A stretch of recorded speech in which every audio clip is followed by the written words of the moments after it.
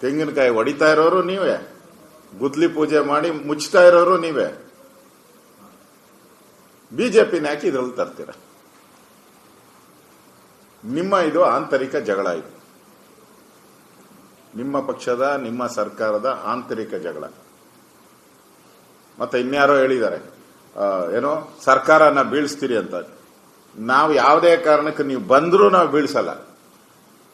ನೀವೇ ಬಂದು ಸರ್ಕಾರನ ಬೀಳಿಸ್ತೀರಿ ಅಂದ್ರೂ ನಾವು ಬೀಳಿಸಲ್ಲ. ನಮ್ಗೆ ಅವಶ್ಯಕತೆನೂ ಇಲ್ಲ. ಜನ ಈ ಸರ್ಕಾರವನ್ನ ತಿರಸ್ಕಾರ ಮಾಡಿಬಿಟ್ಟವ್ರೆ. ಈ ಸರ್ಕಾರ ಬಹಳ ದಿನ ಇರಲ್ಲ ಮತ್ತು ಬಹಳ ದಿನ ಉಳಿಯಲ್ಲ. ಅಭಿವೃದ್ಧಿ ಕಾರ್ಯ ಕುಂಠಿತ ಆಗಿದೆ. ಜನ ತೀರ್ಮಾನ ಮಾಡವ್ರೆ.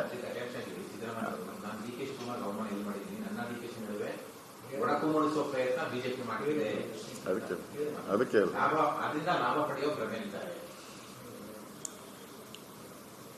ಲಾಭ ನಷ್ಟ ಅದು ನಿಮ್ಮಿಬ್ಬರ ಮಧ್ಯೆನೇ ಇರೋದು. ಲಾಭ ನಷ್ಟ ನಾವ್ ಹೇಳಿದ್ರಲ್ಲ, ನಾವೇನು ಕಾಂಗ್ರೆಸ್ ಪಾರ್ಟಿಯವ್ರನ್ನ ಅದೇನೋ 50 ಜನನ ಅದೇನೋ ದುಡ್ಡು ಕೊಟ್ಟು ಆ ಪ್ರಶ್ನೆನೇ ಇಲ್ಲ. ದುಡ್ಡು ಕೊಡೋದು ಇಲ್ಲ, ಕರ್ಕೊಂಬರೋದು ಇಲ್ಲ, ನಮ್ಮರ ಅವಶ್ಯಕತೆನೂ ಇಲ್ಲ. ತಾನಾಗೆ ಬಿದ್ದು ಸಾಯ್ತಾ ಇರುವಂತ ಸರ್ಕಾರಕ್ಕೆ ಬಿಜೆಪಿ ಆ ತರದ ಯಾವುದೇ ಕಾರ್ಯವನ್ನ ಮಾಡಲ್ಲ. ಸುಮ್ಮನೆ ರಾಜಕೀಯವಾಗಿ ಸ್ಟೇಟ್ಮೆಂಟ್ ಕೊಟ್ಟರು ಸರ್ಕಾರನ ಬೀಳಿಸ್ತಾರೆ ಅಂತ ಪ್ರಶ್ನೆನೇ ಇಲ್ಲ. ನೀವೇ ಬಿದ್ದೋಗೋವಾಗ ನಾವ್ಯಾಕೆ ನಿಮ್ಮನ್ನು ಬೀಳಿಸೋಣ? ಮತ್ತೆ ಡಿ ಕೆ ಶಿವಕುಮಾರ್ ಸಿದ್ದರಾಮಯ್ಯ ಮುಂದೆ ಕಿತಾಪತಿ ಹೆಚ್ಚಕ್ಕೆ ಕಾಂಗ್ರೆಸ್ ಪಾರ್ಟಿಯಲ್ಲೇ ಬಹಳ ಜನ ಉಟ್ಕೊಂಡ್ಬಿಟ್ಟವ್ರೆ. ಬಿಜೆಪಿ ಹಾಕ್ಬೇಕು ಅದಕ್ಕೆ.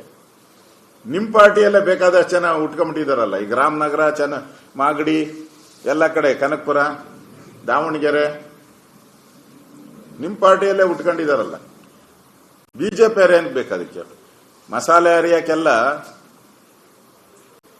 ಕಾಂಗ್ರೆಸ್ ಪಾರ್ಟಿಯಲ್ಲೇ ಬಹಳ ಜನ ಮಸಾಲೆ ಹರ್ಕೊಂಡು ಅವಾಗೆ ಇನ್ನು ಕೋಳಿ ಕುಯ್ಯೋದು ಒಂದೇ ಬಾಕಿ ಇರೋದು ಮಸಾಲೆ ಹಾಕಕ್ಕೆ.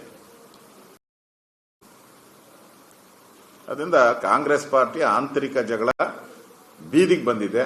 ಅದು ಮೈಸೂರಲ್ಲಿ ಜಗಜ್ಜಾಹಿರಾತ ಆಗಿದೆ.